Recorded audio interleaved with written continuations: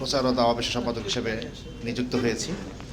আপনাদের সাথে বোধহয় আমার এভাবে প্রোগ্রাম এটাই আজকেই প্রথম। তো শুরুতেই আপনাদের প্রতি শ্রদ্ধা সম্মান জানাচ্ছি। এক ভাই বোধহয় বললেন শুধু 5ই আগস্ট না, স্বৈরাচারের বিরুদ্ধে এই যে জন আন্দোলনটা গড়ে ওঠা, সেটার 15 বছর ধরেই আপনাদের ছোট ছোট রিপোর্ট, নানা চাপের মধ্যে থেকে যে রিপোর্টগুলো প্রকাশ করতে পেরেছেন, সেই রিপোর্টের মাধ্যমেই কিন্তু একটা জনমত তৈরি হয়েছে। তারপরেও আপনারা অনেক নিগ্রহের শিকার। আমরা বাংলাদেশে আজকে বড় সম্পাদকদেরকে দেখি, আবার সাগর উন্নতির ইতিহাস আমরা জানি। আল্লাহবাক সেখান থেকে আপনি বাঁচিয়ে এনেছেন, সেজন্য আল্লাহবাকের শুকরিয়া।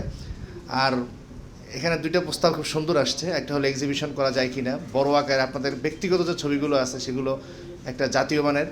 আর একটা হলো সকল সাংবাদিকদেরকে নিয়ে একটা সম্মাননার আয়োজন করা, অন্তত একটা একত্রিত একটু হওয়া। এটা ইনশাআল্লাহ ইসলামের নেতৃবৃন্দ আছেন, আমরা প্রস্তাব তুলব, ইনশাআল্লাহ সেটা করার চেষ্টা করব। আর আমাদের দল সম্পর্কে আপনারা জানেন, রাজনীতিতে প্রতিনিয়তই ইসলামী আন্দোলন বাংলাদেশ এগিয়ে যাচ্ছে, প্রতিনিয়তই আগের চেয়ে বেশি প্রাসঙ্গিক হচ্ছে। তো এই জুলাই আগস্টের তাই আপনারা দেখছেন।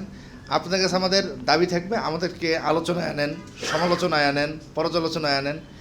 ইনশাআল্লাহ ইসলামী আন্দোলন বাংলাদেশ যে কোনো সমালোচনা নেওয়ার ক্ষেত্রে উদার মনে থাকবে। আপনি যত বেশি সমালোচনা করবেন, আপনার সাথে বন্ধুত্ব আমার তত বেশি বাড়বে ইনশাআল্লাহ। তবে অবশ্যই যৌক্তিকতার যে মানদণ্ড, সেটা আপনারা ইতিমধ্যে প্রমাণ করেই ফেলছেন। তো এটা আমার বলার ছিল। আসসালামু আলাইকুম রহমতুল্লাহ। ধন্যবাদ।